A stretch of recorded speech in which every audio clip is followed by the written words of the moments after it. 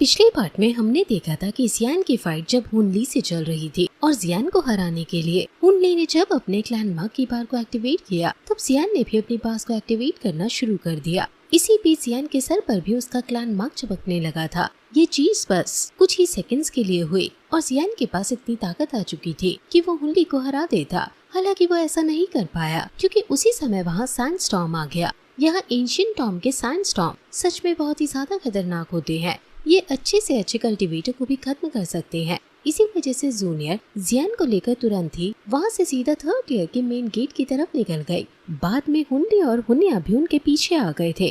अभी third layer के main gate पर पहुंचने के बाद उनकी मुलाकात किंग यान और साथ ही बाकी क्लैन से आए हुए कल्टीवेटर्स से होती है। वहाँ पहुंचकर इन्हें पता चलता है कि थर्ड लेयर का गेट पूरी तरह से फ्रीज हो चुका है, मतलब वहाँ एनर्जी फ्रीज्ड है। किंग यान सभी से कहता है कि हमें मिलकर काम करना होगा क्योंकि अगर कोई एक व्यक्ति इस एनर्जी को ब्रेक करने की कोशिश करेगा तो वो अपनी पूरी पावर खो देगा। यहाँ उन्होंने एक ग्रुप तैयार किया और किसी तरह से उस गेट को ओपन करके सैंडस्टॉर्म से खुद को बचा लिया। हालांकि उस गेट को पार करके जैसे ही वो अंदर आए तो उन्हें पता चला कि अभी तो उनके सामने और गेट्स हैं जिन्हें ओपन कर ही वो यहाँ से निकल सकते हैं और ये चीज इतनी आसान नहीं होगी क्योंकि अभी वो जिस जगह पर हैं वो जगह एंशिएंट डेवरिंग इंसेक्ट्स का घर है। ये इंसेक्ट्स बहुत पहले विलुप्त हो गए थे लेकिन ये एंशिएंट टॉम में अभी भी एग्जिस्ट करते हैं। वैसे ये इंसेक्ट इतने भी ज्यादा खतरनाक नहीं है कि इन्हें खत्म किया जा सकता हो, लेकिन यहाँ पर ये बहुत बड़े अमाउंट में है, इसलिए अगर इन्होंने हमला करना शुरू किया तो वो सभी के सभी एक साथ इन पर हमला कर देंगे।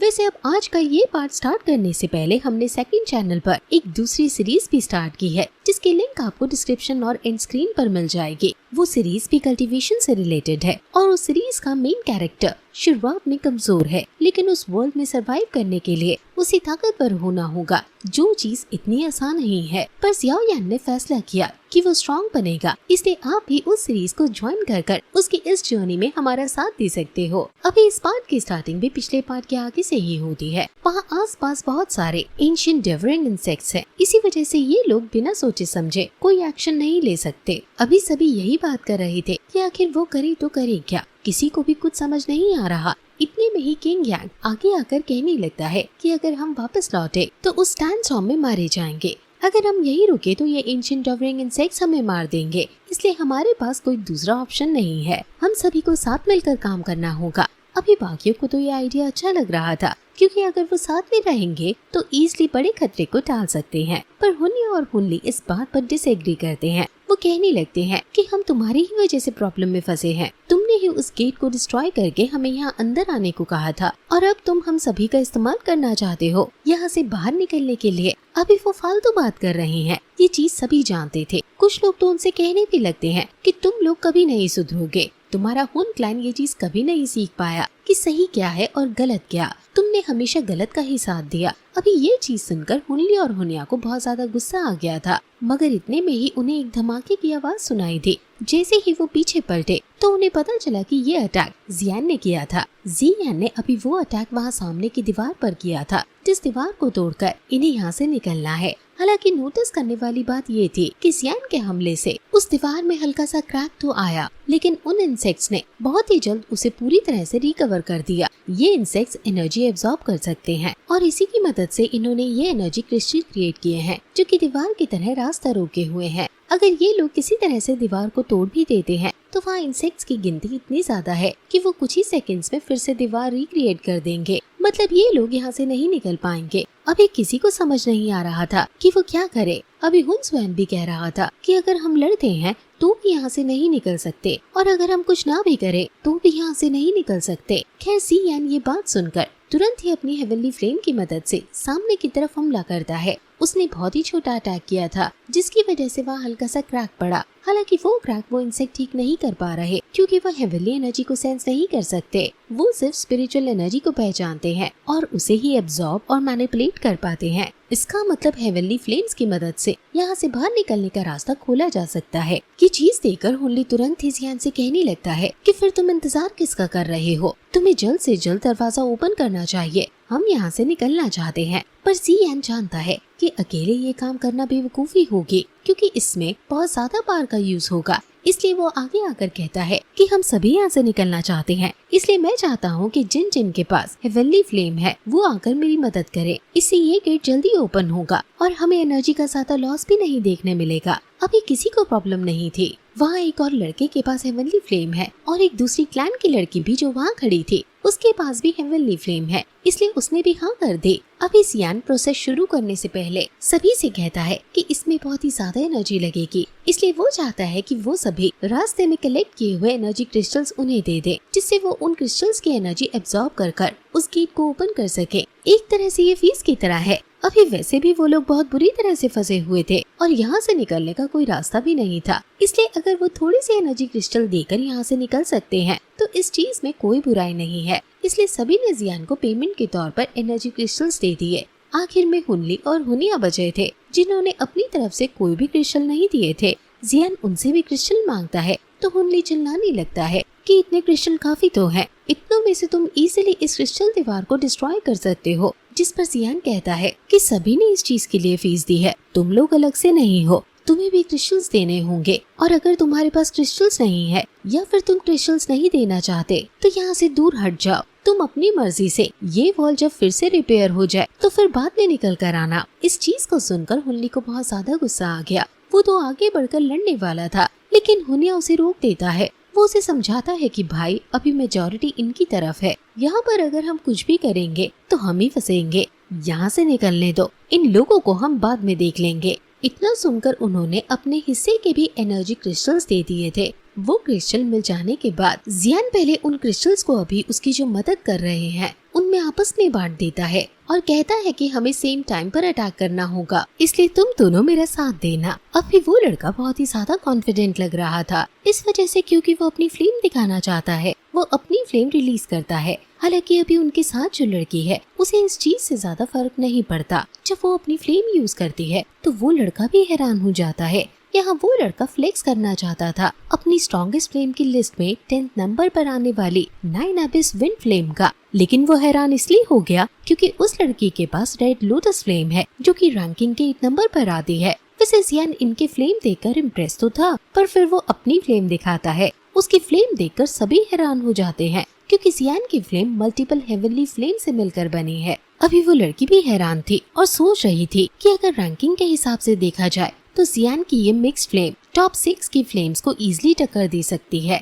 अभी सभी बहुत ही ज्यादा खुश हैं क्योंकि उन्हें लग रहा है कि फाइनली वो यहाँ से निकल जाएंगे। अब यहाँ उन तीनों ने अपनी फ्लेम का इस्तेमाल कर सामने की उस क्रिस्टल वॉल को तोड़ना शुरू कर दिया था। कुछ देर में उस पर क्रैक्स पड़ने लग जाते हैं। हालांकि इसमें उन तीनों को बहुत ही ज्यादा एनर्जी का इस्तेमाल करना पड़ रहा था। यहाँ कुछ समय में वो वॉल टूट गई और जियान और बाकी सभी तुरंत वहाँ से निकलने लगे। अभी वॉल फिर से रिपेयर हो इसके पहले उन्हें दूसरी तरफ जाना था। कुछ समय में वो दूसरी तरफ आ तो गए, लेकिन वहाँ एक और खतरनाक दीवार उनके सामने थी। इसे देखकर हुनली तो कहने लगता है कि लो, तुमने हमें और बड़ी प्रॉब्लम में फंसा दिया, हमें पीछे ही लौटना चाहिए था। लेकिन जियान उसे तुरंत ही चिल्लाकर चुप करा देता है क्योंकि वैसे ही प्रॉब्लम और ज्यादा बढ़ चुकी है। अभी उनके सामने जो दीवार है वो बहुत ही ज्यादा थिक है, इसे तोड़ने में बहुत ही ज्यादा पावर की जरूरत पड़ेगी। जियान कहता है कि इसे तोड़ना मुश्किल है, इसलिए अब मुझे 9 लेवल के एनर्जी क्रिस्टल की जरूरत पड़ेगी और वो भी ज्यादा मात्रा में। अभी ये सुनते ही किंग यांग ने तुरंत अपने पास से एक क्रिस्टल निकाल दिया था। वो कहता है कि मेरे पास बस एक ही है, इसे तुम यूज कर सकते हो। अभी उतने काफी नहीं थे, इसलिए और भी लोग उनके पास जो क्रिस्टल थे वो देने लग जाते हैं। आखिर में बारी आती है हुनली और हुनिया की। यहाँ हुनली फिर से वही कहती है कि क्या इतने क्रिस्टल्स काफी नहीं हैं? जिस पर जियान भी मजे लेने के लिए वही बात कहता है कि फीस तो तुम्हें भी देनी होगी, वरना पीछे का रास्ता खुला है, तुम वापस लौट सकते हो। हुनिया फिर से चढ़ गया था और इस बार तो वो लड़ने के लिए आगे भी बढ़ने वाला था, पर बाकी लोग जियान के सामने आ गए और हुनिया ने हुनली को रोक लिया और बाद में लेवल 9 का एनर्जी क्रिस्टल भी जियान को दे दिया। अभी जियान इस बार वो वॉल अकेले तोड़ने वाला है क्योंकि उस वॉल के टूटते ही इंसेक्ट बहुत ज्यादा मात्रा में उनकी तरफ बढ़ सकते हैं, क्योंकि ये वॉल बहुत ही ज्यादा बड़ी है और अगर जियान इसे तोड़ेगा तो ये पूरी दीवार टूटेगी, इसमें होल नहीं किया जा सकता। इसलिए जियान यहाँ बाकी वो दोनों जिन्होंने पिछली वॉल में जियान की मदद की थी उनसे कहता है कि अगर इंसेक्ट्स उनकी तरफ आए तो उन्हें उन इंसेक्ट्स को उनकी तरफ बढ़ने से रोकना है। उन दोनों ने भी हाँ कर दी और फिर जियान ने बाकी क्रिस्टल्स की एनर्जी का इस्तेमाल करते हुए सीधा उस वॉल पर पंच मारना शुरू कर दिया। पहले पंच से उस वॉल पर क्रैक पड़ चुके थे, लेकिन अभी भी उसे तोड़ना मुश्किल था। इसलिए जियान अपनी सारी पार लगाकर एक बहुत ही तेज पंच मारता है, जिसे वो वॉल धूल में मिल जाती है। हालांकि दीवार टूट चुकी थी, लेकिन इसी बीच उसमें से एक क्रिस्टल निकला था। वैसे तो वो पूरी ही दीवार क्रिस्टल की थी, पर ये क्रिस्टल थोड़ा अलग लग रहा था। इसी वजह से जियान उस क्रिस्टल को अपनी तरफ बुलाता है और उसे अपने पास रख लेता है। जियान उसे ध्यान से देखता या बाकी किसी से उसके बारे में पूछता, लेकिन तब तक वो इंसेक्ट्स उनकी तरफ बढ़ने लगे थे। वैसे तो उन दोनों ने एक वॉल क्रिएट कर उन इंसेक्ट्स को रोकने की कोशिश की थी, लेकिन इंसेक्ट्स की गिनती बहुत ही ज्यादा है। जियान यहाँ उन्हें देखते ही तुरंत कहता है कि हमें यहाँ से निकलना होगा और तुरंत आगे बढ़ जाता है। बाकी सभी भी अभी उसका पीछा कर रहे थे। जियान भी सामने भी उस पोर्टल की तरफ बढ़ रहा है, जो दीवार टूटने की वजह से उसके सामने आ गया। ये पोर्टल 3rd लेयर तक पहुंचने का गेट है। वहां से पार करते ही वो एंशिएंट टॉम के 3rd लेयर में पहुंच चुके थे। अभी वो देखते हैं कि वो इंसेक्ट अभी भी उनका पीछा कर रहे हैं, लेकिन धूप की रोशनी में वो सरवाइव नहीं कर सकते, इसलिए वो उन गेट्स के बीच घर बना कर रहते हैं। वैसे पोर्टल अब बंद हो चुका था और ये लोग भी उन इंसेक्ट से दूर आ चुके थे। सभी खुश थे और जियान को शुक्रिया कह रहे थे, क्योंकि जियान ने उनकी मदद की। वैसे जियान तुरंत ही पीछे पलटता है और कहता है कि अभी एक काम रह गया। हालांकि वो नोटिस करता है कि हुनिया और हुनली तो पहले ही वहाँ से भाग चुके हैं। वैसे भागकर वो आगे ही गए होंगे, लेकिन उनका पीछा करना बेवकूफी होगी, क्योंकि ये लोग यहाँ ट्रेन करने के लिए आए हैं और खुद के लेवल को बढ़ाने के लिए आए हैं। अभी सभी लोग जियान को शुक्रिया कहकर अलविदा लेते हैं, क्योंकि उन्हें भी अब आगे की जर्नी खुद देखनी होगी। जियान भी सभी को गुड बाय कहता है। आखिर में वहाँ सिर्फ जियान, जूनियर और गू क्लैन से जितने लोग आए थे वो बचे हुए थे। उनमें से एक किंग यांग भी है। यहाँ किंग यांग जियान और जूनियर से पूछ रहा था कि आखिर वो कहाँ कल्टीवेशन के लिए जाने वाले हैं, जिस पर जूनियर कहने लगती है कि सीनियर ब्रदर, क्या आपको ये चीज नहीं पता? किंग यांग ये सुनते ही समझ जाता है कि वो 3rd लेयर के सबसे डीपेस्ट पार्ट में जा रहे हैं कल्टीवेशन के लिए, क्योंकि वहीं सबसे ज्यादा एनर्जी क्रिस्टल्स मिल सकते हैं और वो भी सबसे स्ट्रॉन्ग वाले। साथ ही वहाँ की एनर्जी भी बहुत डेंस होगी, इससे कल्टीवेशन में हेल्प मिलती है। हालांकि वो बहुत खतरनाक जगह है, इस वजह से किंग यांग उन्हें उनका ख्याल रखने का कहता है। साथ ही बाद में वो बाकियों से पूछता है कि आखिर वो कहाँ जाने वाले हैं। इस पर किंग यांग को फॉलो करने वाला वो लड़का कहने लगता है कि मुझे तो सिस्टर जूनियर का ख्याल रखने का कहा गया था और यही काम शायद सबको कहा गया होगा, इसलिए ये चीज हमें डिस्कस करने की जरूरत नहीं कि हम कहाँ जाने वाले हैं। जहाँ सिस्टर जूनियर जाएगी वहीं हम जाएंगे उन्हें प्रोटेक्ट करने के लिए। इसके बाद सभी ने फैसला किया कि वो सभी एंशिएंट टॉम के सबसे डीपेस्ट पार्ट की तरफ जाएंगे। वहाँ जाने से पहले किंग यांग सभी को समझाता है कि वो जगह बहुत ही ज्यादा खतरनाक है।